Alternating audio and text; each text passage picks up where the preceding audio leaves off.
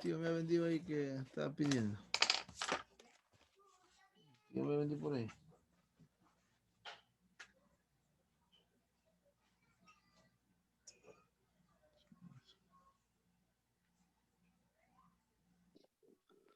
¿Ok? Entonces, como les estaba diciendo, la hermenéutica nos va a ayudar a entender mejor la Biblia. Repito, hay muchos pasajes fáciles de entender, sí, como los que Jesús compartía, por ejemplo, pero también en la Biblia, nos insta a interpretar porque hay algunos pasajes difíciles de entender. Primera de Pedro 3:15 al 18 nos dice el texto, en el versículo 16, casi en todas sus epístolas, hablando en ellas de estas cosas, entre las cuales hay algunas difíciles de entender. Pedro está refiriéndose a Pablo.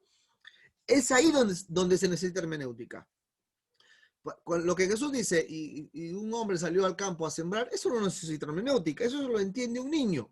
Pero como dice Pedro acá, hablando de Pablo, hay algunas, ¿sí?, en las cuales hay algunas difíciles de entender, las cuales los indoctos e inconstantes tuercen. Que es un indocto? Alguien que no conoce algo, alguien que no es versado en algo.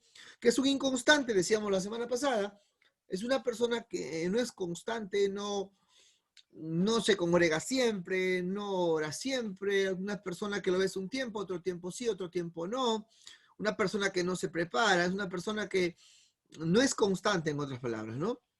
Esas personas tuercen, lamentablemente tuercen para su propia perdición, porque lo que siempre van a decir, bueno, yo opino, bueno, a mí me parece, yo creo, yo siento, yo creo que es así, y yo.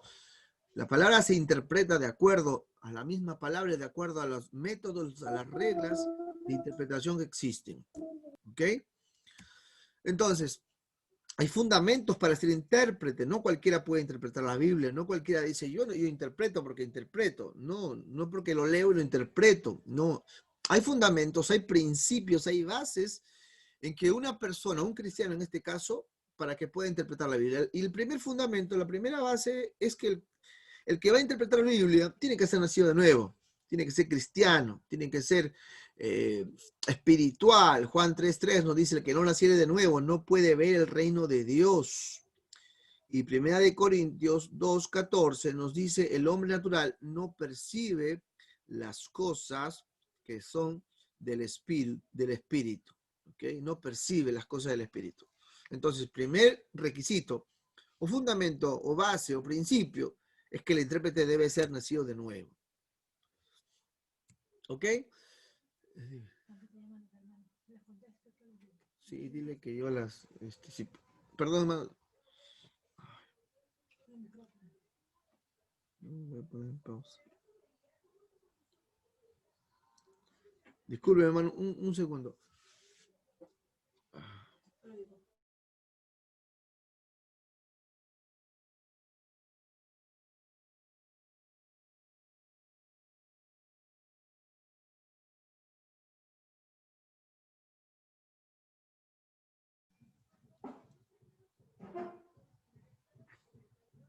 Ok. Entonces debe ser espiritual y una completa dependencia, dirección y guía del Espíritu Santo. El hombre natural, como dice acá, es todo aquel que no ha nacido de nuevo, por muy inteligente que sea. El hombre espiritual ha nacido de nuevo y vive una vida guiada por el Espíritu Santo. El hombre carnal ha nacido de nuevo, pero vive como un hombre natural. El intérprete debe ser consagrado y tener una profunda reverencia a Dios, porque lo que va a interpretar, el mensaje que va a interpretar es el mensaje de la palabra de Dios y su mensaje es espiritual. Segundo fundamento, segundo requisito, segunda principio, base para un intérprete, poseer una mente sana y equilibrada. Es una condición indispensable, pues la dificultad de comprensión, el raciocinio defectuoso y la extravagancia de la imaginación son cosas que pervierten la razón y conducen a ideas vanas y necias. Pablo le dice a Timoteo, cuando escojas líderes, escoge gente irreprochable, y le dice en el versículo 2 del capítulo 3, dice, pero que sean sobrios, que sean sensatos. O sea, en otras palabras, que sea una persona equilibrada, ¿no? Hay gente que es no propiamente loca, no propiamente orate, ¿sí? No propiamente que ande desnudo en la calle o cochino, o que ande sucio por la calle, o que ande, no sé, ande comiéndose, comiéndose los pelos, no sé, loca, orate, pero simplemente cuando le hablas, todo es extravagante, todo te habla mal de la gente, no sabe respetar a sus pastores, anda a pelear con todo el mundo, y a veces lee, a veces tiene libros, y a veces tiene buenas Biblias, pero no, a mí, y parecen unos rebeldes, parecen unos sindicalistas, y andan, no sé, faltando respeto, y como si la iglesia fuera su centro de trabajo donde quiere hacer huelga, ¿no? Entonces no es equilibrado, y hay que tener mucho cuidado, porque hay gente así en las iglesias, y hay que tener mucho cuidado con eso. Una persona así no va a ser creíble muchas veces su mensaje. ¿Ok? Cualidades académicas e intelectuales que debemos cultivar también, ¿no? Son otras cualidades. Proverbios 2, 1 al 7, y en el verso 4 nos dice, si como la plata la buscares, la escudriñares como a tesoros, entonces entenderás el temor de Jehová y hallarás el conocimiento de Dios, porque Jehová da la sabiduría y de su boca viene el conocimiento y la inteligencia. Él provee de sana sabiduría. Miren, qué interesante es buscar, qué importante. Nosotros para buscar el dinero trabajamos, hacemos esfuerzos, nos levantamos temprano, porque necesitamos el dinero, ¿no? Para la manutención, para todo lo que se necesita el dinero. Y que es curioso cómo Proverbios dice, si la inteligencia la buscar es así como buscas el dinero, así como buscas la plata, lo que uno necesita, si también le das tiempo a tu estudio, entenderás muchas cosas, vas a entender el conocimiento y la inteligencia, porque Él da. ¿A quién da Jehová? Al que lo busca. Al que lo busca, al que lo quiere, le da. No vamos a hacer como esos cómicos que dicen, salió bien porque estudió, le decía, ¿no? Roberto Gómez Bolaño le decía, salió bien porque estudió. Obviamente, el que estudia va a salir bien. Cuidados para los hermeneutas, lectura diaria de la Biblia, ¿sí? Escudriñar, investigar, ¿sí? ¿Qué más? Memorizar, comparar y meditar sobre todo. O sea, tener una vida de estudio, de lectura de la palabra, de libros de teología, libros de diccionarios, compendios bíblicos, comentarios bíblicos también. Hay que tener cuidado con algunos obstáculos en la iluminación, como el sectarismo, por ejemplo, ¿no? El sectarismo está basado en malas interpretaciones o está basado en que mi iglesia enseña así y mi iglesia es como si mi iglesia tuviera la verdad. La iglesia no tiene la verdad la tiene Cristo. Él es la verdad absoluta. Los prejuicios, esto es otra cosa que vamos a hablar mucho, perdón, mucho de esto, porque lamentablemente donde nos hemos criado o en el contexto que hemos sido criados, tenemos muchos prejuicios con la gente, entre los buenos y los malos, porque si se vistió así está mal, si no se vistió así también está mal. Y somos prejuiciosos por naturaleza. Pero en hermenéutica tenemos que sacarnos de nuestra mente todos los prejuicios para dejar que Dios sea hablando a través de su palabra. La cultura también. eh, la cultura nos juega eso. Si yo me voy a un país, me voy a otro lugar y lo veo con su cultura, a mí me va a parecer que están mal, porque en mi cultura me crearon así. Y yo tengo que adaptarme a la cultura de otro lugar donde me encuentro. ¿Ok? Dios nos ayude con este curso, sinceramente. No sé si hasta hay alguna pregunta. Si no, vamos a pasar al otro. Bueno, eso es un repaso de la clase pasada. Es un repaso rápidamente. Ahora vamos a pasar a lo que es la clase del día de hoy ya. ¿Ok? No sé si lo termine el día de hoy porque este es un tema que no quiero que se pongan, es algo práctico. En esta hora más o menos que tengamos, yo quiero que ustedes puedan, puedan estar con Biblia en la mano. Les dije, le mandé un mensaje, lo voy a ir explicando. No sé si alguien ha leído, no sé si alguien lo llegó a leer, sí, pero bueno, Dios nos ayude, ¿ok? Hoy día es segunda clase, una introducción. En hermenéutica, lo primero que se enseña son las cualidades de un intérprete, lo que ya les mencioné la semana pasada, ¿no? Luego las reglas de interpretación y las figuras literarias. ¿Sí? Reglas de interpretación y figuras literarias. He querido en esta ocasión hacer algo al revés, seguir con figuras literarias para luego la siguiente o la próxima reglas de interpretación. Porque en las reglas de interpretación es importante que conozcamos figuras literarias, lo que les voy a hablar el día de hoy. Y ya un poco más avanzado son los métodos de interpretación. ¿Sí? Los métodos de interpretación que son un aproximado de 7 a 8 métodos de interpretación. Si nos da el tiempo, de repente hacemos algo de eso para dar unas pinceladas por allí. Entonces, todo eso nos ayudan a la interpretación. Si a esto le agregamos el griego y el hebreo, ya, pues no, excelentes, ¿no? Ayudan a la interpretación de los pasajes bíblicos. Como líderes, procuremos cumplir este pasaje en 2 Timoteo 2:15. Es otra meta, ¿no? Esfuérzate por presentarte a Dios aprobado como obrero que no tiene de qué avergonzarse y que interpreta rectamente la palabra de verdad. La nueva versión internacional. Esfuérzate, dice el apóstol Pablo a Timoteo. En la Reina Valera dice, procura con diligencia presentarte a Dios aprobado. Esfuérzate por presentarte, porque al final de cuentas todo lo que hacemos, toda nuestra preparación es para presentarnos a Dios como esos obreros aprobados. No es exactamente uno lo hace para la gente, sino lo hace para Dios, lo está haciendo. ¿Ok? Entonces, comenzamos con las figuras literarias o figuras retóricas. A ver, les voy a ir explicando esto paso a paso. ¿Qué son figuras literarias? ¿Qué son figuras retóricas? Son formas de expresión, son formas de hablar, son formas de expresarse, son formas de conversar de un pueblo, de una cultura, en un tiempo y en un contexto. Cada lugar, cada país, cada provincia tiene una forma muy particular de hablar, ¿sí? Cada lugar tiene una forma muy particular de hablar. La literatura lo ha tratado de enmarcar algunas formas de hablar, de expresarse. Los judíos tenían sus formas de expresar muy diferente a las nuestras. Por ejemplo, en Perú hay peruanismos, en Argentina me imagino que hay argentinismo.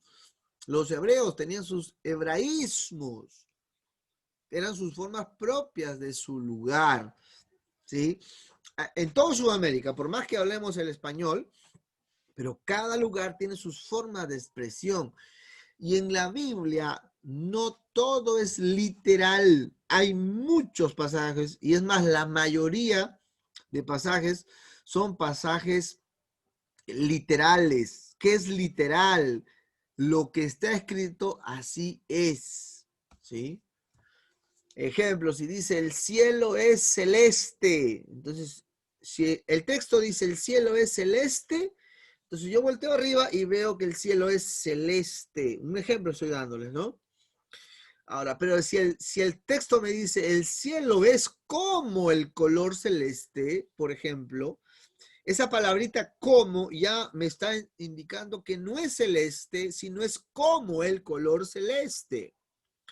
Eso es una forma de expresión, eso vamos a ver mucho hoy, el día de hoy.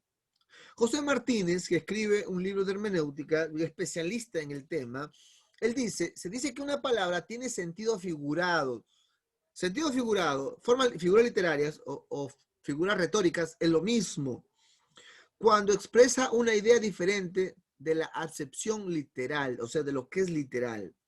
Son un medio para dar mayor viveza y elegancia al estilo y a veces incluso mayor claridad al discurso o al texto escrito.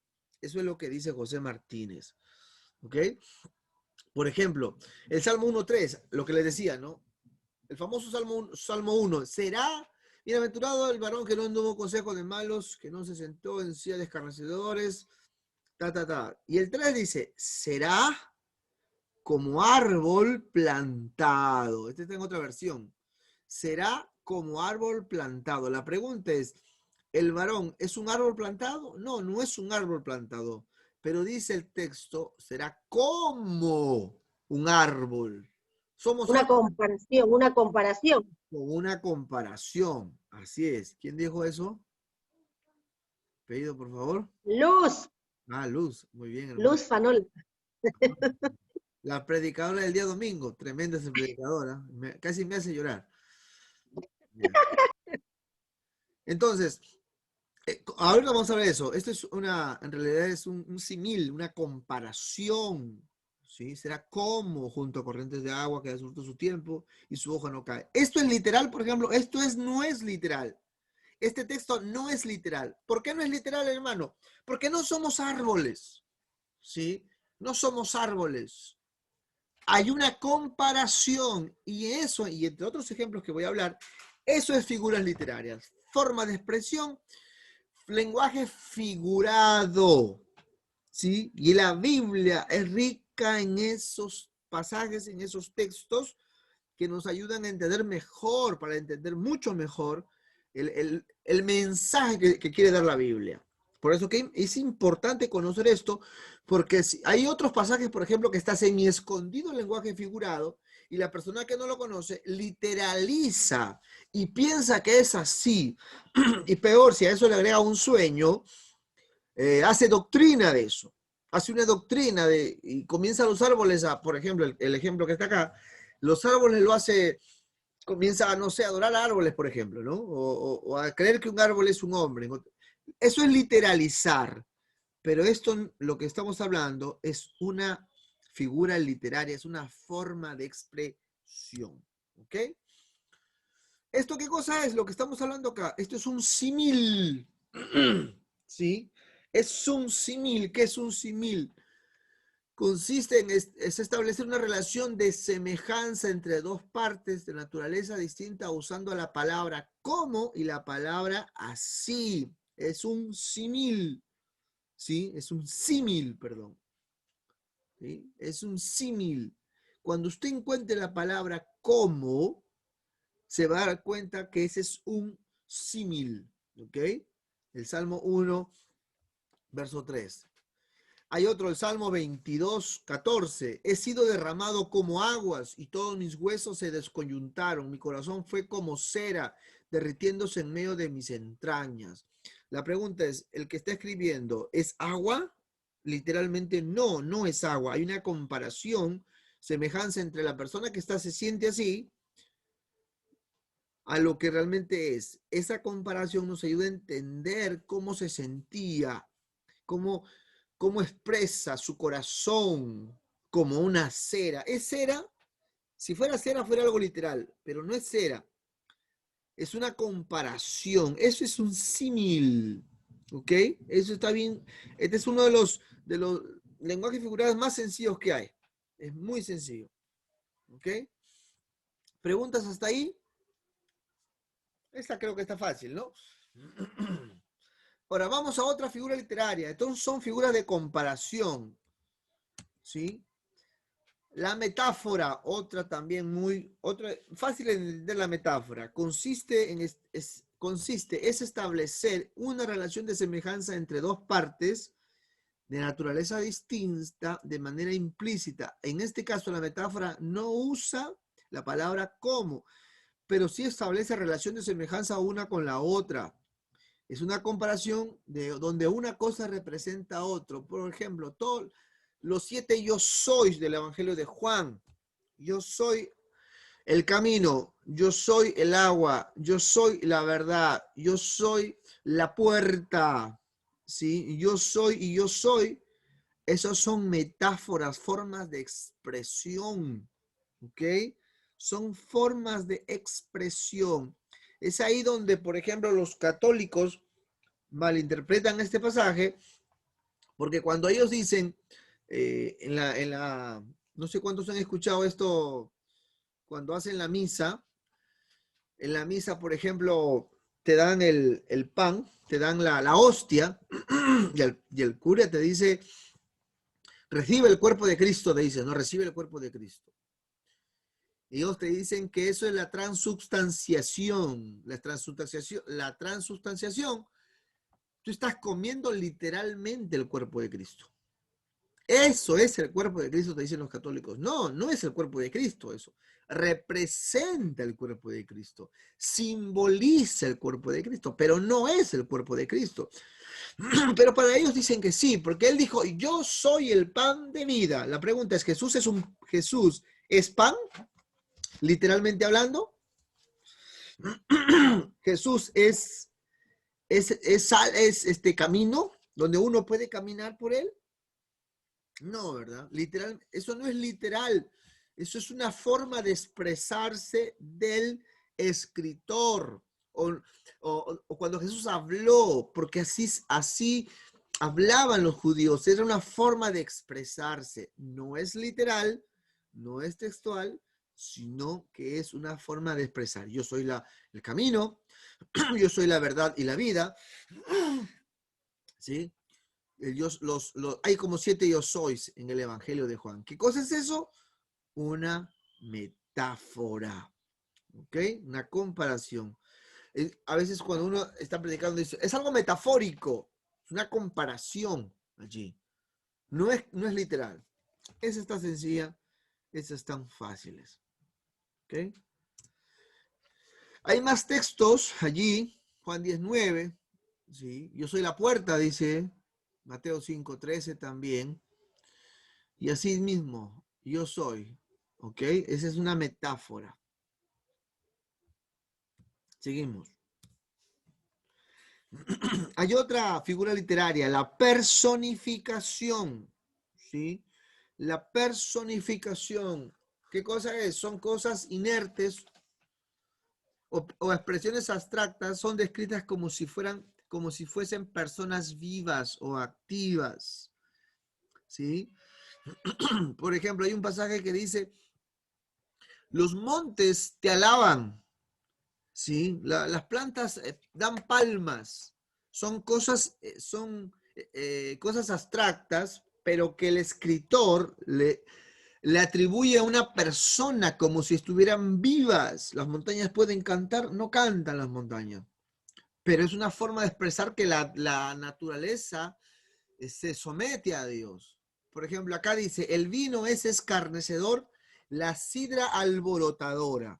El vino y la sidra no son personas, pero el escritor está expresándose como si fueran personas que te escarnecen y que te alborotan. Y cualquiera que por ellos hierra no es sabio. ¿Qué cosa es eso? Es una figura literaria, una forma de expresión que se llama personificación. Y le dijo, ¿qué has hecho? La voz de la sangre de tu hermano clama a mí desde la tierra. La pregunta es, ¿la sangre podrá hablar? No, no puede hablar. No puede hablar. Pero el escritor le da vida a algo abstracto, a algo que es algo inerte, pero le da vida. Eso es personificación. ¿Ok? Creo que también este está fácil, ¿no? Creo que me están entendiendo todos ustedes. Santo Padre, muy inteligente me han salido. Amén, amén. Amén. Otra figura. Antropomorfismo. Esto hablamos creo que en introducción a teología. Otra figura de comparación también. Ahora, acá espero no herir susceptibilidades, creo que no, pero quiero hablar lo más claro posible. Se trata de una comparación explícita e implícita entre Dios y un aspecto humano. Otro concepto dice, el antropomorfismo es darle figuras humanas a Dios. Es el escritor escribe o se expresa atribuyéndole figuras humanas a Dios.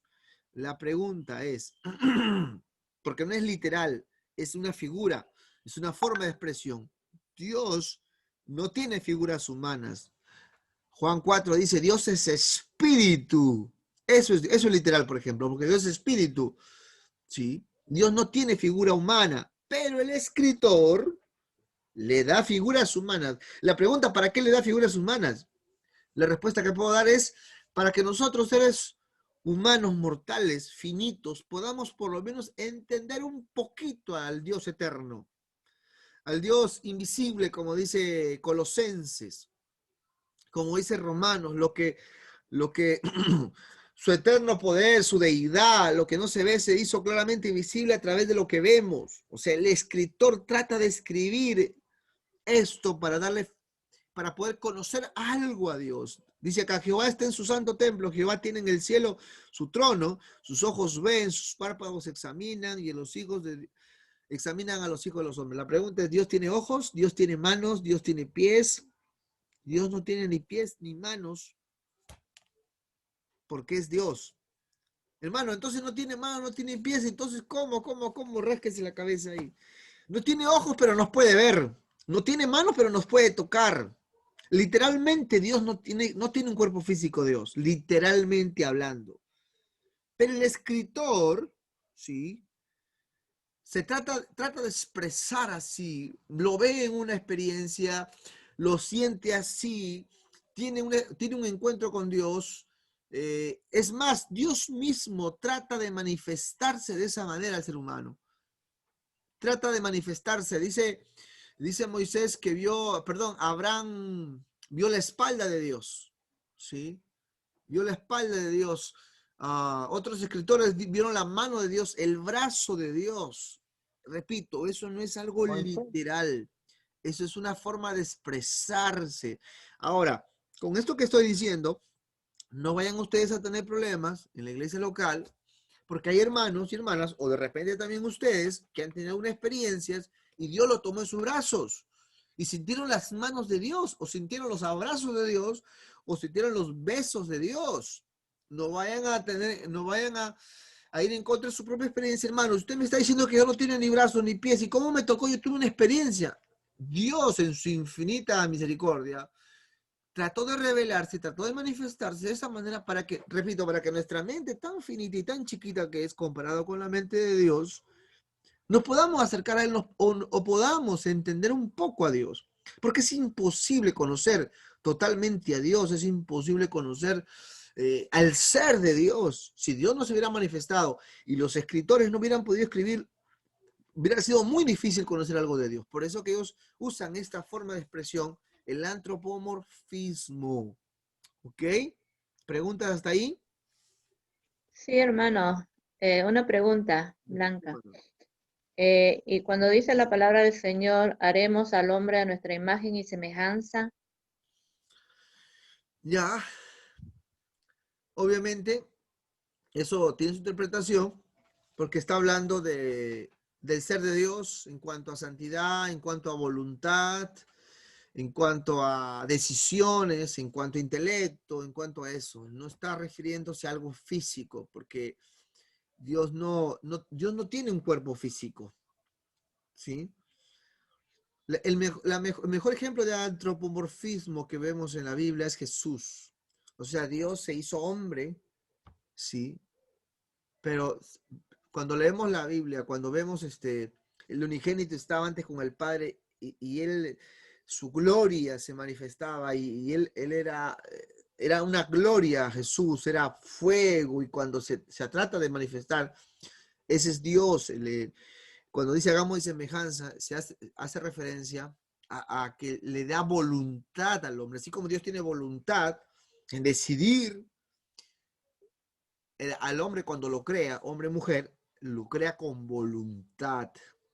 En eso hace semejanza, ¿no? En conocer el bien y el mal.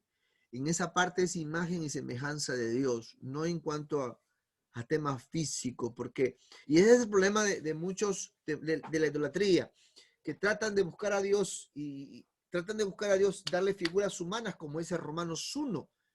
Y cuando le ven una figura humana, endiosan algo, idolatran algo que les puede ayudar. Y es ahí donde nace la idolatría, a través de los pueblos, a través de los siglos, a través de la historia. Pero Dios no tiene cuerpo físico, pero sí puede manifestarse como si fuera un ser humano. Pero Dios no está limitado a un cuerpo físicamente. Dios es mucho más que nuestra mente humana.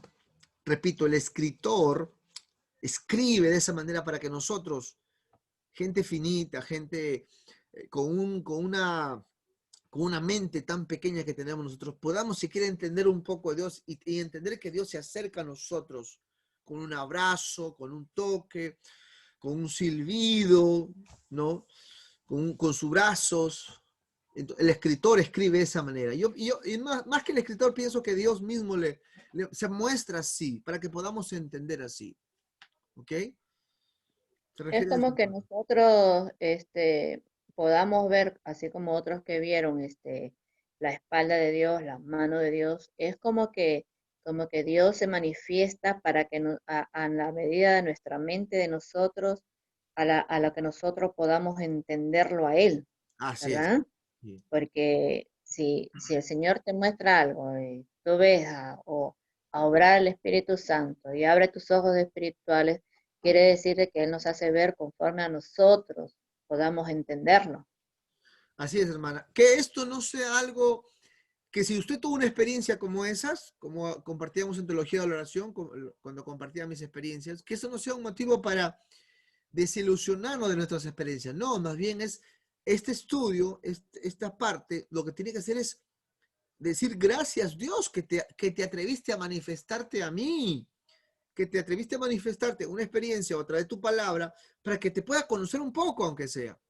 Porque si no, imagínese, Dios es espíritu y no se muestra como Él, no se revela a lo que nuestra mente puede entender. Imagínese qué difícil sería conocer algo de Dios, ¿sí? Entonces, pero cuando estudiamos un poquito nos damos cuenta que Dios es mucho más que lo que la palabra dice. Es una forma de expresión. Ahora, hay todavía un poco más que antropomorfismo. Está bueno, no lo agregué ahí, el antropopatismo. Si pueden, agréguenlo ahí, antropopatismo. ¿Qué es el antropopatismo? Y el zoomorfismo. El antropopatismo es darle sentimientos humanos a Dios. Es atribuirle sentimientos humanos a Dios. Ejemplo, Génesis 6.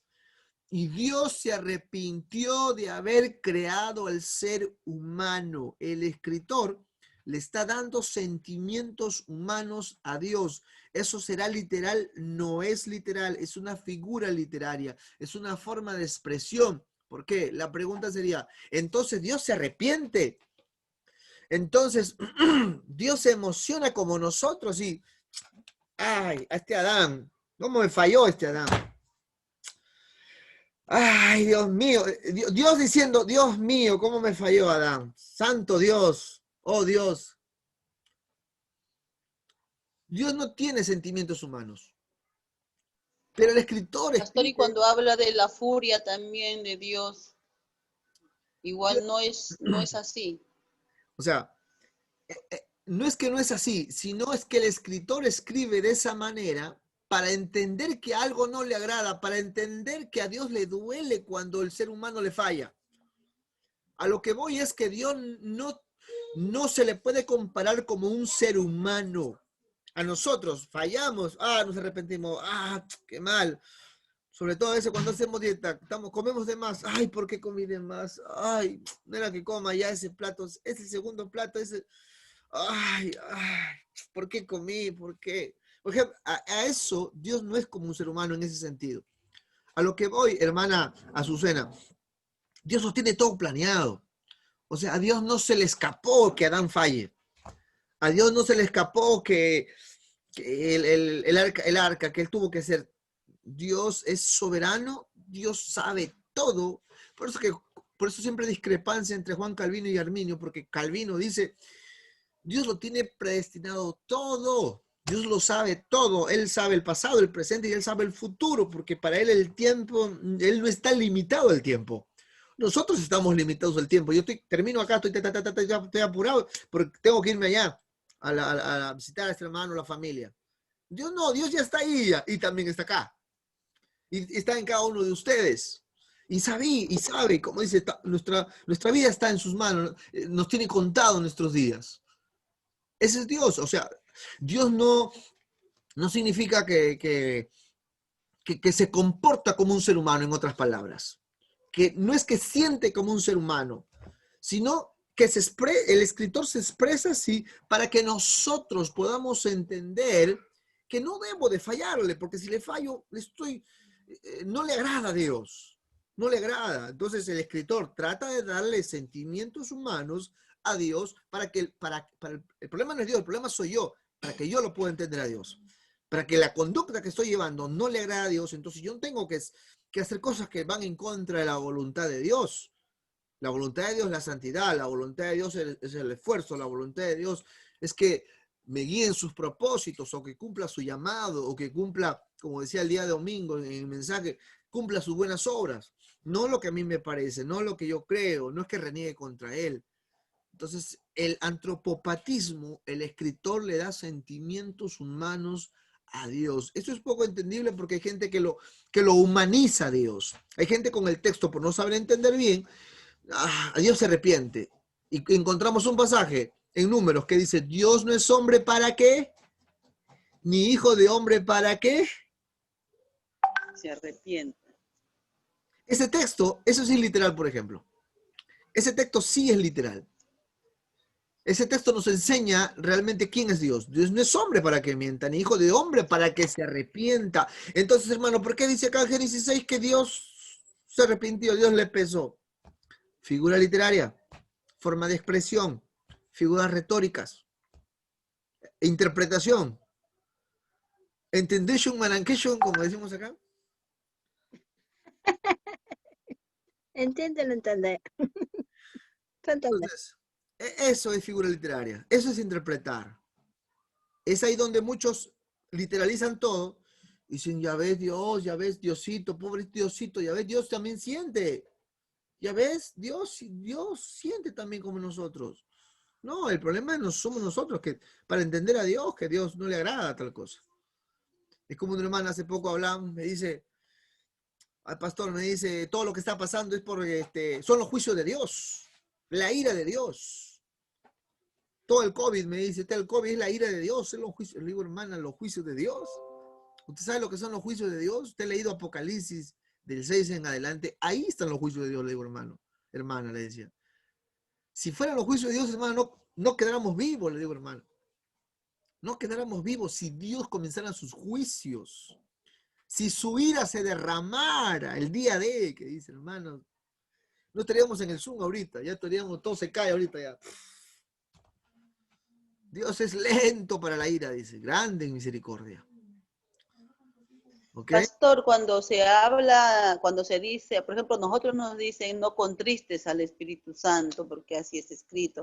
¿Qué palabra se podría usar No, está bien. para ya no emplear esa palabra? Porque sí, hermana, es un poco dificultoso para hablarlo y expresarlo ante el pueblo de Dios. contristar es lo mismo que entristecer. Es lo mismo. Eso, o sea, no. Ahora, no quiero que con esto, o sea, lo que uno estudia, lo que ustedes estudian, no es para que le cambie la mente a la gente necesariamente. Es para tener bases sólidas de que nuestra fe o la Biblia es un documento rico en literatura y tiene forma de expresión. ¿Por qué estudiamos? Para hacer apología y para tener una mejor defensa de la verdad. Porque no va a faltar algún día que alguien nos quiera tomar el pelo y decir, ustedes son unos ignorantes, ustedes no saben nada, ustedes les engañan, ¿no? ¿Cuál que me engañan? Yo conozco la palabra, he estudiado teología y yo sé que esto no es así, es una forma de expresión. Ahora, a la iglesia local, a los miembros, ellos lo van a entender como lo están leyendo, ¿sí? O sea, la teología estudian los maestros, estudian los que van a enseñar. Usted puede ir compartiendo, pero a lo que voy es que puede chocar con la gente si usted lo suelta así por así. Puede hasta perder su fe. ¿Cómo, hermano, me va a decir que Dios no tiene la mano? Y a mí Dios me tocó la mano en mi sueño, hermano. Usted dice así, se va, ¿no? Porque de repente no le va a dar todavía, ¿sí? Por eso le dije al hermano Paris cuando hablábamos, me dijo, hermano, quiero que, hay una persona que quiere entrar al estudio, le digo, hermano, por lo menos que tenga 2 años o 3 años de cristiano, que tenga su discipulado, porque va a haber cosas en que, digo yo, pueda que choque con lo que creíamos, con lo que pensábamos. Ahora, mañana, cualquier día, mañana Dios se revela a usted, se muestra a usted, mostrándole sus manos de repente, así como a Tomás. Y usted va a decir, no, entonces, total, ¿qué dice la hermenéutica? entendamos algo. Dios ha querido revelarse así. Dios me hace entender el sacrificio que ha hecho por mí. Eso es forma de expresión simplemente. Pero que en la eternidad de Dios, en la deidad de Dios, Dios no es así. Dios es espíritu.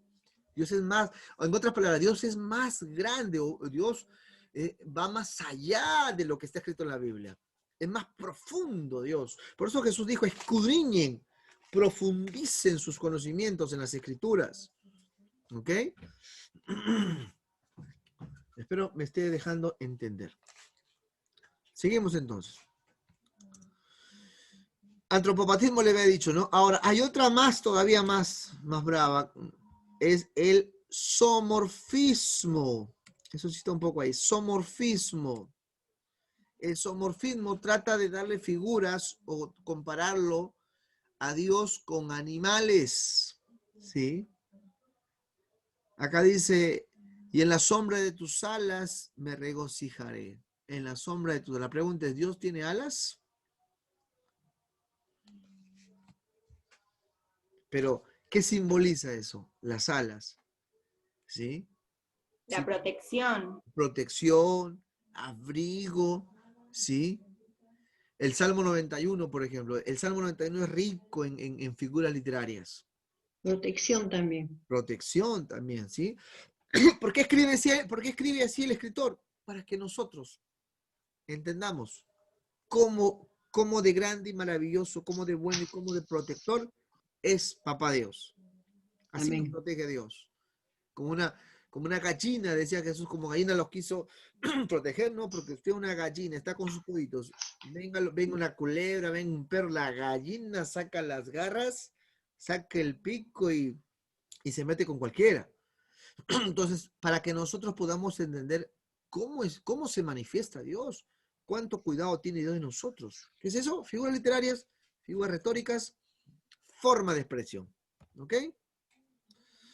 Se hablaba mucho por lo que decía, ¿no? En el caso de la gallina, eso es como que lo tomaban en ese sentido, ¿Cómo, la cómo? protección de una gallina, que lo hablaban en sentido figurativo por el ejemplo de una gallina con sus polluelos y eso, lo tomaban como el cuidado que tiene hacia sus hijos, algo así. Claro, Eso es lo que trataban de... eso es lo que trata de... Por eso siempre dicen, ¿no? Hasta la gente usa, esa hermana es una mamá gallina, dice. A sus hijos los tiene, ¿no? Aunque en realidad las mamás deben ser mamás águilas en vez de mamás gallinas, ¿no? Porque las mamás águilas a sus hijos lo lanzan no lo acostumbran a darle siempre de todo en la boca. Llega un momento en que lo desafían también, ¿no? Amén, hermano Ivette. Amén. Entonces, ese es zoomorfismo, darle figuras de animales a Dios. Dios no tiene figuras de animales literalmente hablando, pero, repito, el escritor trata de darle esas figuras humanas. Ahora vamos a otra figura de sustitución. La primera, la metonimia. Repitan todos, por favor, digan metonimia. Metonimia. Metonimia. Metonimia. Metonimia. ¿Qué es la metonimia? La metonimia es una palabra que se sustituye por otra, o en otras palabras, sustituir el nombre por sus hechos. Cuando Jesús cuenta la parábola de el rico y Lázaro, el rico le dice, manda a que Lázaro me moje primero la lengua con una gota de agua. Y después le dice, Señor, que vayan y prediquen, manda que prediquen a mi familia, que sepan cómo es acá. Y Dios le dijo, Abraham le dijo, a Moisés y a los profetas tienen, óigalos. La pregunta es, cuando Jesús dice esto, cuando Abraham dice esto, o cuenta esto Jesús, la pregunta es, ¿existía Moisés? ¿Existían los profetas? Ya no existían. Ya no existían ellos. Entonces, ¿qué es eso? Es una metonimia. ¿Por qué? Porque pone el nombre por sus hechos. ¿Sí? El nombre por sus hechos. Moisés, ¿qué representa? Representa la ley. Sus hechos fueron la ley, los profetas, la palabra. Por ejemplo, no sé si algún argentino sí sabe. ¿Quién hizo el obelisco? ¿Qué presidente hizo? ¿En qué año se hizo el obelisco? ¿Alguien sabe eso? Googleen. ¿En qué año se hizo el obelisco y quién lo hizo el obelisco?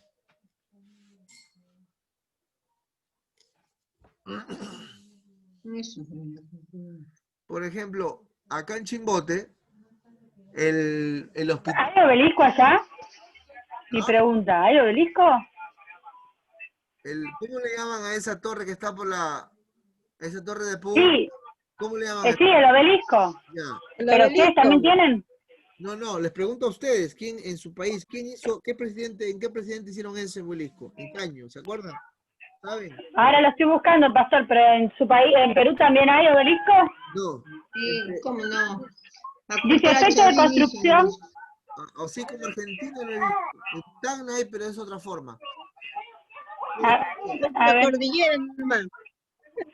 Por ejemplo, en Chimbote, les cuento. en 1936. Ya, ¿qué presidente fue? A ver, dice, histórico considerado un ícono de la ciudad de Buenos Aires, construido en 1936 con motivo del cuarto centenario de la llamada primera fundación. Dice, la obra es autoría del arquitecto argentino Alberto Bresci. Ya, ok.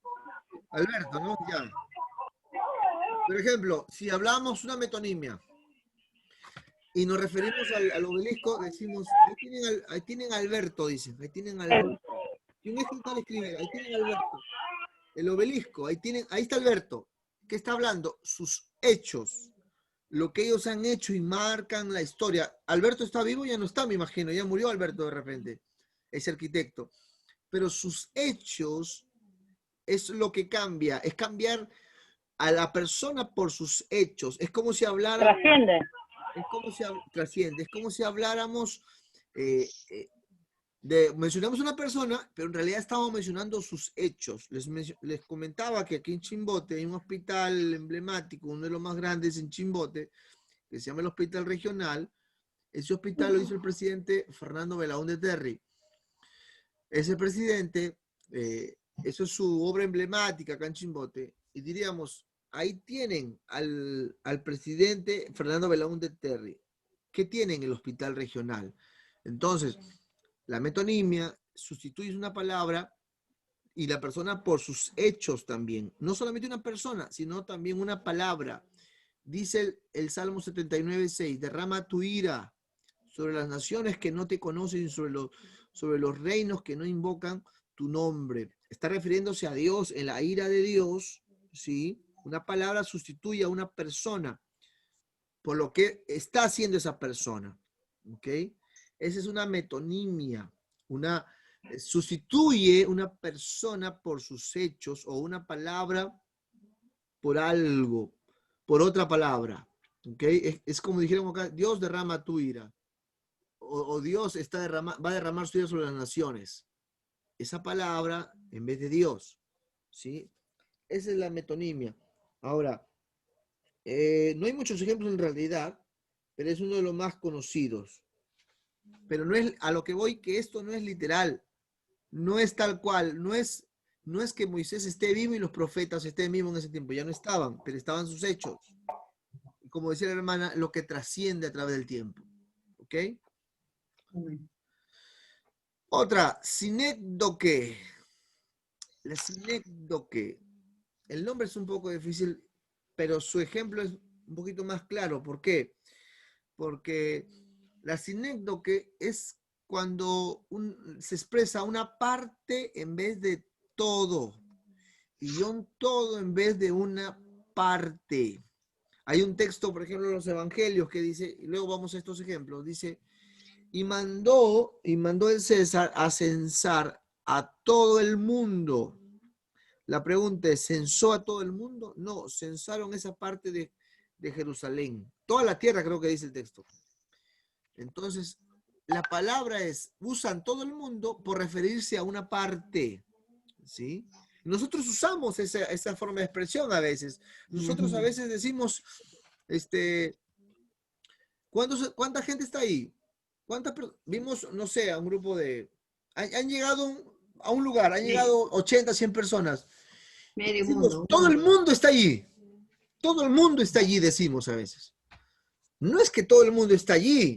Esa es una sinécdoque. Estamos mencionando un todo, pero en realidad lo que queremos decir es una parte solamente. No todo. Eso no es literal. Eso es una forma de expresión. ¿Sí? ¿Cuántos vinieron al cumpleaños? Toda la iglesia vino, toda la iglesia estuvo allí, toda la iglesia. Vino mucha gente a la iglesia, pero en realidad no vino toda la gente, sino vino solamente una parte de la gente. Esa es una sinécdoque. Ahora, vamos a los ejemplos allí. Vamos a los ejemplos. Entonces dice ahí, Éxodo 3:8, y descendió para librarlos de la mano de los egipcios y sacarlos de aquella tierra, a una tierra buena y ancha, tierra que fluye leche y miel, y los lugares cananeos y leteo y el amorreo. O sea, refieren solamente la leche y miel como si para referirse a todo lo que hay allí. Fluye no solamente leche y miel, sino hay muchas cosas buenas. Ahora, Éxodo 20:48 dice, y verá toda carne que yo Jehová lo encendí y no se apagará. Ese toda carne no significa a todo, sino a la parte que le está viendo nada más ahí a Dios. ¿Ok? Entonces, ¿qué es el sinécdoque? Hablar una parte por un todo o un todo por una parte. ¿Sí? Es como cuando a veces decimos, todos los hombres son malos hombres. Todos los hombres son malos. Todos están cortados por la misma tijera. Esa es una sinécdoque, por ejemplo. Generalizan. Porque eso es mentira. No todos somos así. Siendo hermano Antonio. Hace una generalización. Como una generalización, en otras palabras. Gracias, hermana Blanca. Eso es, pero en realidad la figura es una sinécdoque. Menciono porque conozco a 5 o 10 hombres que son malos. Yo digo, todos los hombres están cortados por la misma tijera. A veces 1 o 2 que se conocen, que actúan mal, ya le mencionan que todos los hombres son malos, todos los hombres son unos adúlteros, todos los hombres. O un hombre que se decepcionó de una mujer, dice, todas las mujeres son mentirosas, todas las mujeres son malas. Aunque creo que todos los hombres dicen eso, ¿no? Eso es una sinécdoque. ¿Sí? ¿Está claro? Un todo por una parte y una parte por un todo. Sinécdoque.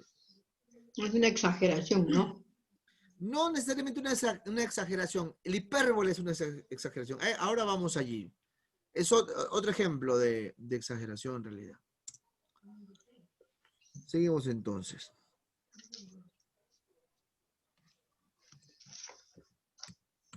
Ahora vamos a un eufemismo. Esta es sencilla. Decir las cosas de una manera más agradable o más suave. Díjole entonces a su mujer, aún retienes tu integridad, bendice a Jehová y muérete. ¿Sí? Hay versiones que dicen así, la Reina Valera, la de 1909. Hay otras que dicen como es. Entonces, un eufemismo dicen las cosas más suaves. Es como queremos decir con cólera algo, pero lo suavizamos. Es un eufemismo. No sé, hay otros ejemplos por acá. Pero es una cosa así, nada más. Bien, bien sencilla. ¿Ok? Bendice por maldice. Otra, símbolo. Un objeto. El símbolo, otra figura literaria, que no es literal. Un objeto o una acción es nombrada en vez de un objeto o una acción espiritual. Es un signo visible de algo. Jesús explica las parábolas. Él nos va dando el significado. Dice, el campo representa el mundo. La semilla, los hijos del reino. Un objeto o una acción ¿sí? Es nombrado por algo espiritual. En Apocalipsis 1:20 dice, por ejemplo, las 7 estrellas. Ese es el objeto, ese es el símbolo que representa a los ángeles, los 7 candeleros, que representa las 7 iglesias. ¿Ok? Esos son símbolos. Cantares también, como el lirio, entre los espinos. Acá hay símbolos y también hay símil también hay aquí. Puede haber dos cosas a la vez también. Entre los espinos, así es mi amada, entre las doncellas. El cantar de los cantares es rico en símbolos. Otros ejemplos. El águila representa el poder y la vida penetrante. Ahora, muy importante, hermanos, que entendamos estos son figuras literales de la Biblia, porque pueda que en otros lugares represente otra cosa. Por ejemplo, el perro, para nosotros, en nuestra cultura, o como la gente lo ha hecho común, el perro representa, dice el dicho, el mejor amigo del hombre. ¿Sí? Ahora, ¿qué se está diciendo del perro, de los animales? Nuestros hermanos menores, dicen ahora la gente. Ahora ponen su foto en el Face y dicen, hasta mis dos hijos, dicen, mis dos hijos. Vi hoy día vi un Face hoy día, mis dos hijos, dicen, está su hijita y con un perro al lado. Mis hijos dicen así. Es lo que Es representa porque para uno los cría, pues. Sí, pero no es, pues, ¿no? O sea, no es, no significa que tu hijo sea un perro. Panchito Sánchez, O un gato, no es. Que represente un chanchito. una forma de expresarte es otra cosa. Pero no creo que tú críes no creo que tú hayas concebido un gato, ¿no? ¿No? Y ahorita que se atora. Ok, Pastor, tengo una consulta, perdón. le escucho. No entendí la parte esa, en la parte de Apocalipsis de 1:20 que dice que representa las 7 iglesias. Quisiera saber cuáles son esas 7 iglesias, porque nadie nunca me explicó eso. Nunca pregunté. Es la iglesia iglesia de Mirna, de San.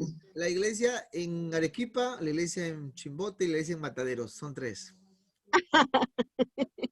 No, las que están ahí. Las que están ahí en Apocalipsis Éfeso, 3. Esmirna. Exacto. Está Éfeso, Esmirna, Filadelfia, ¿qué más? La iglesia de Sardis. Odisea, de Sardi, de Éfeso, las 7 que están ahí. Las que estaban en ese tiempo. En Apocalipsis están las 7 iglesias. Las que están en el capítulo 3, esas 7 iglesias a las que le manda el mensaje el ángel, que es Jesús, esas representan, esas son las 7 iglesias que menciona el Apocalipsis, o que menciona ese pasaje. Tal cual, hermana. No crea que es Mataderos ni Chimbote. No, había entendido mal porque justo ahí en la diapositiva solamente decía las definiciones de las 7 iglesias. Bueno, yo ese capítulo no lo había leído, perdón. Por eso no entendía. Ya está, no se preocupe, hermano. Pero si quiere lo agregamos ahí, Mataderos, Chimbote, Arequipa, 14 I. Vía María, Roma Playa, Villa María, sobre todo, la primera. la primera, la La más bendecida. humilde, o la más viejita. Por ejemplo, otro símbolo, el ancla representa la esperanza, está en su pasaje. El bosque, símbolo de ciudad o reino. El cedro, la fuerza y la perpetuidad. La esmeralda, el ancla, la esperanza, ¿no? La lepra, en la Biblia, es símbolo de pecado asqueroso. En la Biblia, es lo que entendía la gente. No significa que eso es lo que simboliza. Ok. El lirio, hermosura y pureza. La lluvia, influencia divina. La sangre, símbolo de vida. La zorra, el engaño y la astucia. No está allí, no lo puse ya. Pero el perro representa la traición, representa la asquerosidad, así como el cerdo también. Para los judíos, para el tiempo bíblico. ¿Ok? Entonces, eso es lo que está en la Biblia. Vamos a hablar tercer tipo de figuras literarias, la repetición, la adición o la ampliación. La hipérbole. Esto es una forma de hablar exagerada. Dice, se trata de una exageración de una expresión en que el autor quiere poner énfasis. Esto va más allá de lo creíble y describe algo imposible.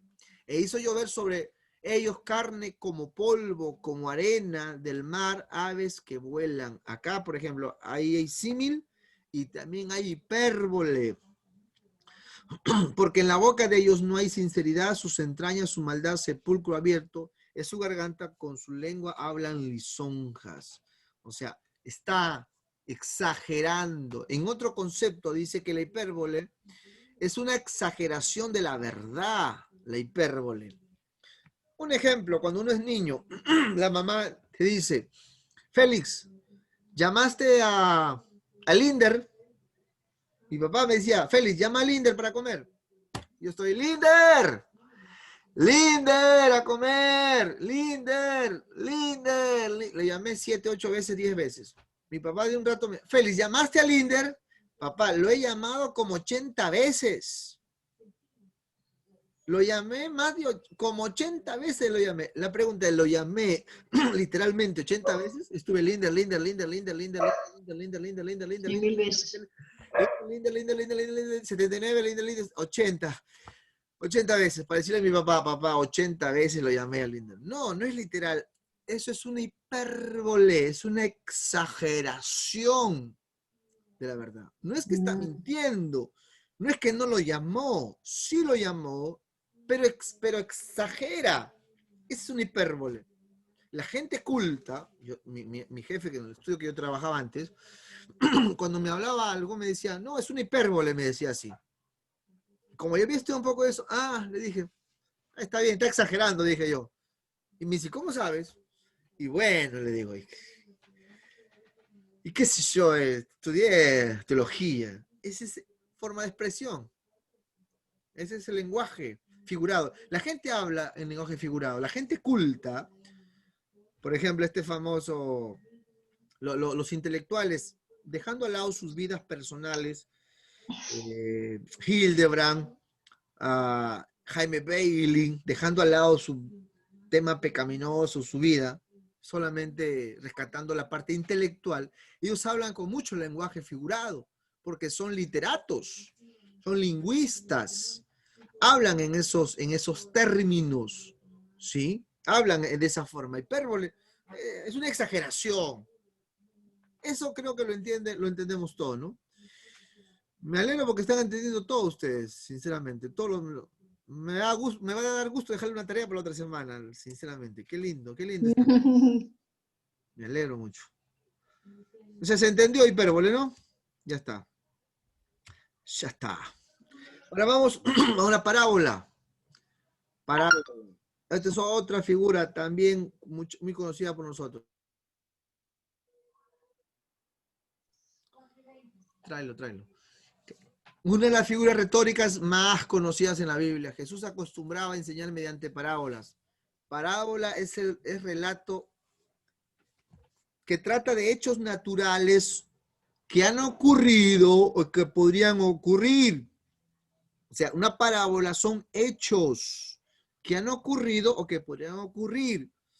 Por ejemplo, yo vivo acá frente a un puerto, acá hacen mucha pesca. Yo diría una parábola. El reino de Dios es semejante a un hombre que salió a pescar muy temprano.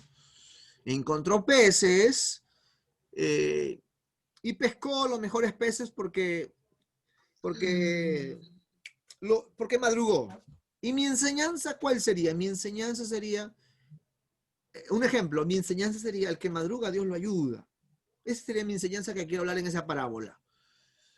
Conozco al señor que salió. ¿Cuántos señores salen a pescar? Un montón de pescadores salen a pescar. No sé su nombre, no, Juan Pérez, no voy a decir salió a pescar. Cualquier persona, es un hecho que ocurre en un lugar, pero lo que la parábola busca es tratar de enseñar una verdad. En este caso, las parábolas bíblicas, lo que tratan de enseñar es una verdad del reino de Dios, ¿sí? Es una historia, es un hecho que han ocurrido o que podrían ocurrir. Casi todas las parábolas de Jesús eran hechos. Había gente que sembraba en el campo, había gente que sembraba en el campo. Había gente que tenía un familiar enfermo. ¿Quién no tiene? Eso es una parábola. Es una forma de expresarse. Jesús lo hacía mucho. Jesús creo que es uno de los maestros de la historia que más ha usado parábolas. Y habían parábolas muy fáciles de entender, y habían parábolas de repente que Jesús necesitaba explicarle un poquito más a sus propios discípulos. Y parábolas hay un montón en los evangelios, ¿sí? Esta es otra forma de expresión, la ironía, decir algo para indicar lo contrario. De las figuras que estudiamos, tal vez la ironía sea la más sencilla de entender, por la sencilla razón de que es una de las figuras que nosotros utilizamos a menudo cuando hablamos. En la ironía decimos una cosa, pero queremos en realidad decir otro. Por ejemplo, estamos en tiempo de culto y hay un hermano que siempre llega tarde. Y yo le digo, y él me pregunta y me dice, hermano, ¿a qué hora puedo venir al culto? Y yo le digo, hermano, llega tarde al culto para que te goces en el culto. Llega casi al final, llega para los anuncios. Le estoy diciendo que llegue a los anuncios, pero en realidad le estoy diciendo, hermano, llega temprano. Estoy hablando en forma irónica. Es una forma de ironía reflexiva. Jesús usó esa forma de ironía reflexiva también. ¿Ok? Y es ahí donde a veces lo leemos literal y pensamos que es literal. ¿Sí? Vamos a Job, por ejemplo, 2:8. Si alguien lo lee, por favor, Job 2. Y primero otro hermano, hermana Luz, si está por ahí hermana Luz, lea Job 2:9. Y ¿quién más me ayuda por ahí? Hermana Ivette, lea por favor, 1 Corintios 2, 4:8.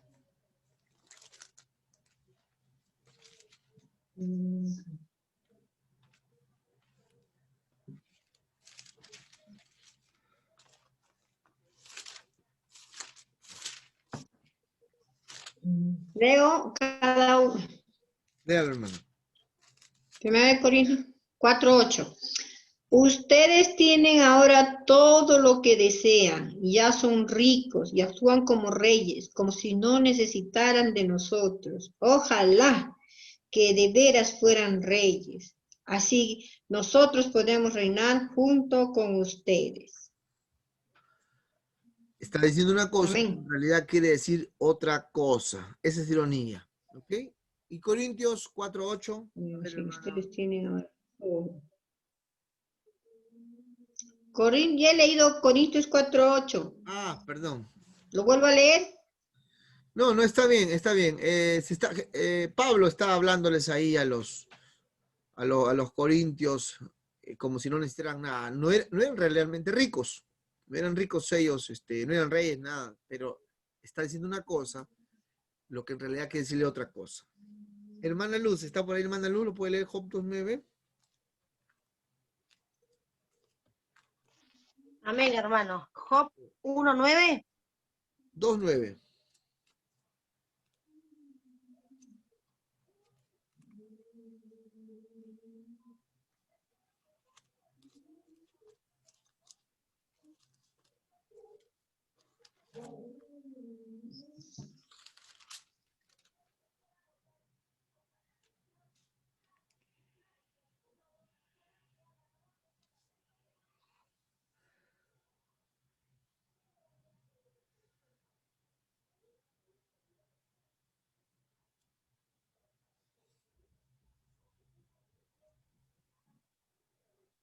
A ver, ahí tengo, hermano. Job 2:9 dice, entonces le dijo su mujer, ¿aún retienes tu integridad? Maldice a Dios y muérete. Ok. Sí. A ver, vaya a Job 12:2. Job 12:2, por favor. Dice, ciertamente vosotros sois el pueblo y con vosotros morirá la sabiduría. Esa es una ironía. Esa está más clara. Me parece que el 2:9 no está muy claro en este caso. No significa que Ajá. le está hablando irónicamente, ¿no? Le está hablando irónicamente aquí. Ahora, en realidad hay más figuras literarias, hay muchas más, hay todo un diccionario. Yo le voy a pasar un diccionario y les voy a pedir que puedan hacer con cada uno que les he dado, porque hay más, busquen ahí, vean 3 ejemplos nada más, con pasajes, ya, o 2 solamente, 2 ejemplos de cada una figura literaria que hemos tocado aquí, dos textos, y ustedes le puedan poner de acuerdo a lo que entienden, qué significa en realidad. ¿Ok? Quiero terminar con esto. Vamos a Lucas capítulo 16, versículo 9. Vamos a leer ese pasaje y a ver algunas opiniones, por favor. Lucas 16, versículo 9. Y algunas opiniones, y si hay más preguntas, si no, ya con eso terminamos.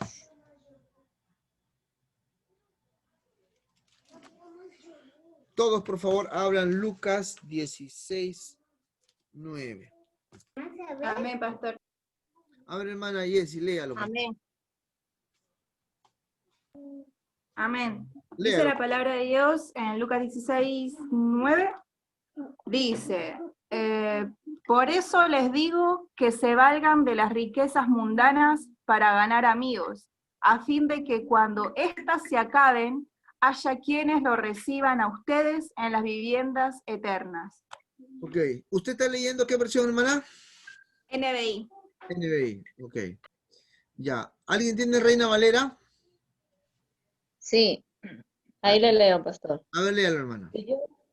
Y yo os digo, ganad amigos por medio de las riquezas injustas, para que cuando éstas falten, os reciban en las moradas eternas. Ok. Mire, qué interesante ese pasaje, ¿no? ¿Quién está hablando de esto? Jesús. Es una parábola, pero ya ahí está que da la explicación de la parábola, y el texto dice, háganse amigo por medio de las riquezas injustas, para que cuando éstas falten, los reciban en las moradas eternas. Y siempre se puso ejemplo, si podemos aceptar ofrendas de la gente del narcotráfico, gente de la delincuencia, riqueza injusta, ¿no? ¿Podría ser posible que aceptemos una ofrenda? Ha habido pastores que le han dado ofrenda, así le han dado sobres, tal fulano, ¿a qué se dedica? Bueno, es un ladrón, que trata de lavar su conciencia de esa manera.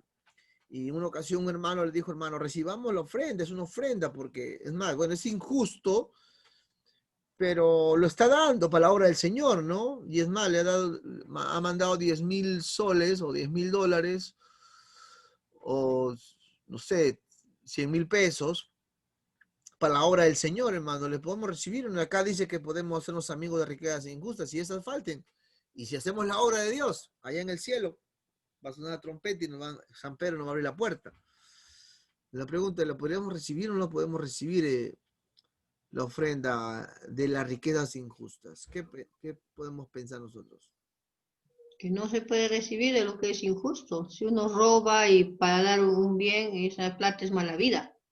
Mala vida, que de repente le han dado mala vida. Ajá, o sea, no. ¿Qué dicen los demás? ¿Lo recibimos o no lo recibimos? ¿Qué piensan? Yo creo que no, por un lado porque, o sea, es como que esa persona va y roba, por ejemplo, ¿no? Si es una persona que roba de la ganancia de un sacrificio que otra persona lo hizo, entonces no es el sacrificio mismo de la persona que robó, y le quita lo que la otra persona trató con esfuerzo, con dedicación, hacerlo con bien, y la otra persona lo roba y lo dice, mira, es como ganarse el esfuerzo que otro hizo, ponerse encima del esfuerzo que el otro no hizo, que hizo, digo. No sé si se entendió, perdón. Sí, se entendió. Y si la persona... Pero si lo está dando voluntariamente, sí se puede recibir, es una ofrenda que le está dando para el Señor. Lo que él haga, cómo se lo gane, es su problema de él, pero le está dando para el Señor. Rosa, No. No, Rosa, la tesorera, ya está. No, pues hay que respetar las opiniones también, ¿no? Porque cada uno va a opinar diferente. Ya dijo no es la opinión de nuestra hermana. Nuestra hermana Jessie ya lo dijo, claro, ella no lo recibiría pero yo diría una contraposición, un pequeño debatito ahorita, unos minutos, ya un pequeño debate. Claro. Ahorita soy, entre comillas, como abogado del diablo. Pero voy a defender con bases, abogado, al final de cuentas, ¿no? Hermana Jessie, ¿qué tal si yo le digo, pero dice esta persona que le ha robado a alguien que también es ladrón, ¿no? Es ladrón. El que roba ladrón tiene 1000 años de perdón. Eso dicen, pero pastor, a ver, es como tratar de buscar, disculpen, es tratar de justificar Es una algo ironía, que no tiene justificación. Una cosa es que, bueno, esa persona le roba, entonces, ¿cómo uno va a saber eso? pero lo importante es saber de que si esa persona se dedica a lo que es robar, no puede, yo no la aceptaría por ese caso, porque le está robando a una persona que quizás es trabajadora, luchadora, y si la roba un ladrón es lo mismo, o sea, le está robando a una persona. Para mí no lleva al caso si la otra persona que le roba es ladrón o no. Le robó y ya está, es un acto que no recibiría. Hermana Jessie, seguimos con el debate, y encima dice, contra la hermana Jessie, dando la veo a la hermana Jessie, y encima dice, pastor, pero todo, acá en su iglesia hay ladrones. Acá en su iglesia. En la iglesia hay ladrones disfrazados de ovejas también. ¿Y quién no le cuestiona? Ladrones, porque acá le roban a Dios, pastor. Acá estos son peores que yo le robo por lo menos a esa gente, pero acá en esta iglesia le roban a Dios, pastor, que son peores, pastor. Así que reciban mi ofrenda, pastor, para la obra del Señor. O sea, pero el fin ahí no justificaría su acción. Pastor, yo creo que a pesar de que le robe, o sea, creo que ahí importan las acciones de la otra persona, ¿no? O sea, si es que lo que ha robado lo usa para bien, ¿no? Como dice que ha diezmado, no sé. Yo creo que sí le aceptaría, ¿no? otra tesorera, tesorera adjunta, la hermana Rose, ya está. La hermana Luz. La hermana Blanca, no le pregunto, no le sabe. La hermana Blanca, después al final, la hermana Blanca. Hermana Luz. Amén. ¿Qué me dice, hermana Luz? ¿Usted es de los míos o no? ¿Usted de los que no roban? Bueno, yo en lo personal, yo no lo recibiría, hermano, porque yo sabría de dónde viene el dinero. Es lo mismo comparando comprar un producto robado. Yo sé que ese producto robado me lo venden a más barato y yo lo compro, pero yo sé que no tiene, como se dice, yo sé de dónde vino. Otra cosa es recibir sin saber. Pero es una comparación, estoy comparando, es algo parecido. Es como si fuera comprando algo robado.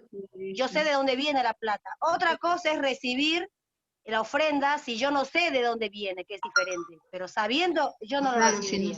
Exacto. Bien, hermana Blanca, muy bien, está bien. Perdón, hermana Luz, está bien, su opinión. Yo lo recibo. Sí, exactamente, pastor. Por eso, si es que supiéramos de dónde viniese ese dinero, ya pues como que también, ¿no? Pondríamos algo de duda, pero... Ah, ya está que la hermana Rosa ya está cambiando su personaje. Yo creo que si uno recibe ese dinero, prácticamente está trayendo maldición a su propia vida. Amén. Y aparte estarías de acuerdo con lo que esa persona hizo. Yo le leería la Biblia, trataría de que esa persona se arrepiente y trate de traer la ofrenda como Dios manda, ¿no? Bien, con su sacrificio. Pero... Aparte lo estás motivando a que siga haciendo lo mismo. Total, es para Dios. Voy a robar, total, es para Dios. Leo, pero yo no lo robé, lo trajo él hizo el trabajo sucio, yo... Claro. Estaba orando. Yo lo estoy recibiendo, pero recibiendo, estoy de acuerdo. Hermanos, dijo Leo, por favor, déjeme hablar. Pero, claro, no entiendo nada de lo que dice.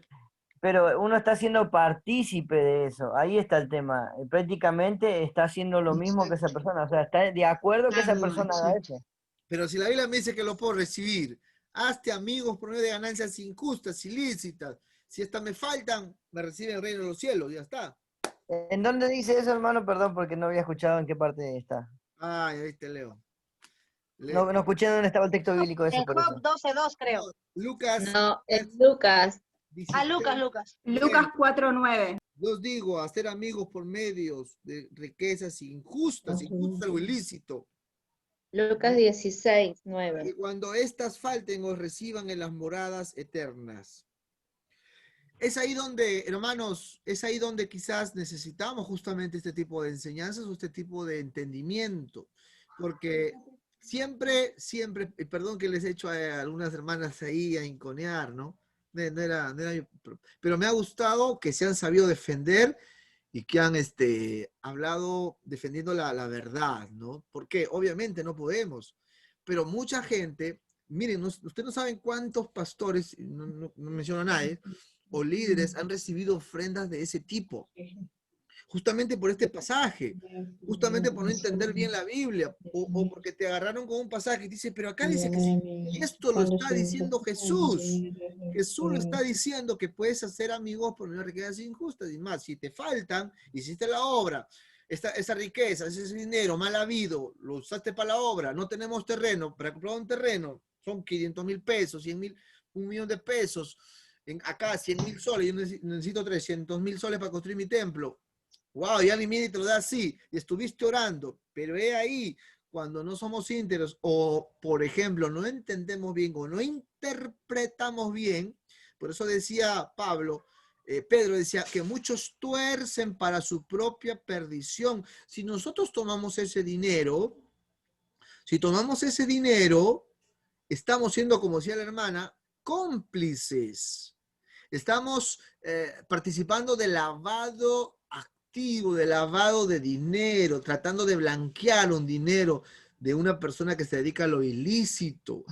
¿Qué es este pasaje? Este pasaje es una figura literaria que se llama ironía. Jesús dice una cosa, pero que en realidad quiere decir otra cosa.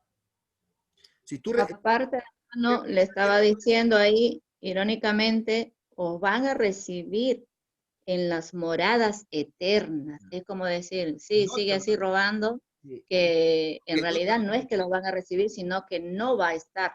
Yo estoy diciendo una cosa, pero en realidad lo que quiero decir es otra cosa. Estoy hablando de forma irónica, pero es una ironía reflexiva, no una ironía burlona, sino una ironía que la persona que lo escucha se está dando cuenta de lo que estoy diciendo. La persona que lo escucha se da cuenta. Nosotros hablamos todo el tiempo así, ¿sí? Todo el tiempo hablamos así, sí, me como toda la comida, sí, cómetelo todo, sí. O sea, yo no como, yo no estoy acá por las puras. Entonces, no, déjame un poco para mí. Digo una cosa, pero en realidad estoy queriendo decir lo contrario. Hermano Félix. Expresión, sí, hermana. Sí, lo importante es que ver cómo uno lo lee, porque respetar la coma, el punto, ahí marca la diferencia, porque ahora que lo vuelvo a leer, es cierto, ¿no? Hay una coma ahí y dice, ¿no? Como usted dice, que nos habla irónicamente. O sea, que no nos quiere decir esto, sino otra cosa, es cierto, mira. Aparte de la coma, aparte de los puntos, tiene que ver todo el pasaje. Para que usted pueda entender mejor el texto, tiene que irse a todo el pasaje, desde el versículo 1 de Lucas 16 hasta el versículo 15, porque lo que Jesús está enseñando ahí es el mayordomo. ¿Qué mayordomo? El mayordomo infiel, pastor. El mayordomo infiel. ¿Y qué hizo su mayordomo? Agarra para su jefe. Tú debes 10.000. No, toma 8 nomás. Dame 8 nomás. 8. Ya. Ya después nos arreglamos. Ya tú sabes como dicen los reggaetoneros. ¿Cuánto debe? 15. Dame 12 nomás. Somos pata ya. Ya. Hago algo ilícito. No estoy siendo leal a mi amo. ¿Sí? No estoy siendo leal a mi amo. Y que hago yo mi propio juicio, que estoy siendo mayordomo infiel. Y Jesús termina diciendo esa partecita. Háganse amigo, sigan así. En otras palabras, Jesús está diciendo, sigan como ese mayordomo infiel, ladrones sinvergüenza, está diciendo, sigan, y hagan, te van a recibir ahí en el cielo. Van a cantar como la canción de Guardian, te veo en el cielo, bastante que te va a recibir en el cielo. No te van a recibir en el cielo. Eso es ironía. Eso es una figura literaria, es una forma de expresión, y en la Biblia hay muchos pasajes así, que es importante conocerlo, es importante saberlo también, porque si no, vamos a caer en una mala interpretación. Lamentablemente, como decía, esto ha pasado mucho en la selva de nuestro país, gente que se dedicaba al narcotráfico, querían lavar sus conciencias y daban ofrendas. Aunque eran más inteligentes, no lo daban directo, lo daban con un sobre, como decían por allí, sin saber, ¿no? Pero decían, bueno, lo hago para Dios. El pastor no sabía, en ese caso es diferente, no hay culpabilidad porque no sabía, ¿no? Pero cuando se sabe, como decía nuestra hermana Jessie, la hermana Paula decía, nos hacemos cómplices y nosotros no podemos sernos cómplices. No nos pueden agarrar, decimos acá en Perú, no nos pueden agarrar de cholito, no nos pueden agarrar así, tenemos que ser, como dice, manso como la paloma, pero astutos como la serpiente. Astuto como la serpiente. Bien, hermanos y hermanas, les voy a enviar un diccionario de figuras literarias. Es un diccionario chiquito así, más de 700 páginas. Chiquitito. ¿Ya? Solamente, por favor, de todo lo que les he leído, si pueden hacer más, mejor. Háganse 2 ejemplos nada más. Escriben el texto y le dan su interpretación a lo que ustedes lo entiendan, y ahí está el diccionario que les va a ayudar a entender, para que ustedes mismos hagan una tareita y se les refresque un poco.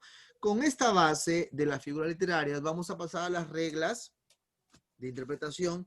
Entonces, si ustedes se encuentran con un texto para que interpreten y se ven que es una figura literaria, les va a ayudar mejor a entenderme el texto. ¿Ok? ¿Preguntas hasta ahí? ¿Comentarios hasta ahí?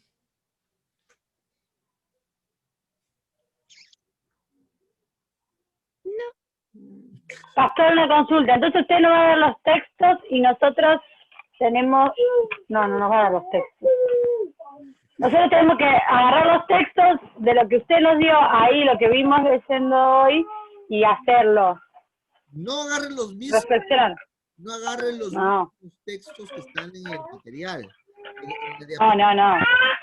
¿Tenemos que nosotros entonces buscar otros textos? Otros textos que están en el diccionario que les voy a enviar. Ahí hay muchos ejemplos. Es un diccionario así. Diccionario de... figura literaria se llama lo mismo figuras retóricas o figuras de dicción. ¿Sí? Esos 3 nombres significan lo mismo.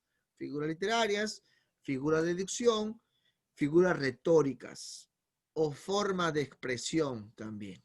¿Ok? Hay muchas más en realidad, pero he querido darle estas principales. Alguien estaba levantando la mano, no le di parte, creo que era Diego, no sé si está ahí todavía Diego, ya se molestó, no sé. Sí, pastor, pero no, ya está, ya fue. Ya está, Diego. Con Diego no hay medias tintas con Diego. O le hacen caso o no le hacen caso, ya está, dice Diego. Bueno, hermanas y hermanos, le damos gracias a Dios. En breve les paso rápido la diapositiva, ya lo tienen, lo mandé al WhatsApp. Y el diccionario sí les envío ahorita nomás, antes de que salga. Vamos a agradecer a Dios por este tiempo, para que no olviden nunca ustedes, como siempre les digo, no olviden nunca que si más va aprendiendo, más va conociendo, nunca se olvide de ser humilde delante de Dios. Agradecemos a Dios. Padre, te damos gracias. Gracias por este tiempo que tú nos enseñas, que tú nos preparas cada día, Señor, para entender mejor tu palabra, para mostrarnos a ti como obreros aprobados, que tracemos bien la palabra de verdad. Que el conocimiento, que el estudio nos lleve cada día más a ser más humildes delante de ti. Nos lleve cada día a servirte con más disposición, Señor. A servirte con mejor deseo, que podamos, así como el profeta Jeremías, amar tu palabra, endulzarnos con tu palabra, como decía el profeta, es como una miel tu palabra, Señor. Que cada vez que sepamos más, a la vez podamos ver que sabemos menos, porque tu palabra es agua abundante, Señor. Tu palabra es un mar abundante de riquezas que sacian el alma, que sacian el corazón, que llena el conocimiento y nos da sabiduría y entendimiento, Señor, para enseñarla, en primer lugar, a nuestras vidas, a nuestra familia, en segundo lugar, o tercer lugar, a tu iglesia, para que, Señor, podamos ser esos apologistas, esos defensores de la fe, y cada día, Señor, podamos enseñar tu verdad con esa pasión, con esa entrega, con esa disposición y ese compromiso que tú demandas de nosotros, Señor. Gracias te doy, Dios Todopoderoso, por mis hermanos y hermanas que se disponen a estar este tiempo, Señor, cada lunes, de 3 de la tarde o de 5 de la tarde, Señor, aquí, Señor. Gracias por sus vidas, gracias por estar allí aprendiendo un poco más de tu palabra. Gracias también por esta gracia que tú me das, Señor, o este tiempo que tú me das. Gracias, Señor, por mis hermanos. En el nombre de Jesús, te damos gracias. Amén. Amén y amén. Bien, hermanos y hermanas, Dios les bendiga. Nos estamos viendo el próximo lunes. ¿sí? Cualquier cosa, si no entienden, me llaman, me escriben, me mandan un audio. Y bueno, estamos ahí para ayudarles. ¿Ok? Un gusto. Pastor, perdón. ¿Algún curso hay hoy día? En la noche de 8 a 10. Sigue el curso de éxito financiero, me parece. Y me Sí. manda este link porque algunos de la iglesia a mí están entrando Lo he mandado, ya lo mandé ya a la escuela, lo he mandado. Al grupo de la escuela ya lo mandé. Ya. A ver, voy a dar una revisadita. Sí, ya lo mandé, ya me parece. Revísenlo cualquier cosa, si no lo vuelvo a enviar. Pero sí está. A ver. Ya, pastor. Sí Entonces, está. Ahora les envío el libro. Ya, pastor. Sí está, pastor. Éxito financiero, sí está. Sí. Creo que las próximas semanas viene otro curso también de familia. Bien, hermanos, hermanas. Bendiciones. Prendan su micrófono, despídanse los unos de los otros. Gracias. Bendiciones a todos. Besitos. Bendiciones, pastor. Muchas gracias por todo. Dios lo bendiga. Paris, Saludos a su esposa. Igualmente. Y al detective. Bendiciones, pastor, gracias. Detective Kit. A todos, Bendiciones, hermanos. pastor. Bendiciones a todos. Chau. Chau, sí. Dios Hasta el lunes. bendiga. Como que la vea, Bendiciones. Chao, pastor. Chao, hermana. Ya, sí.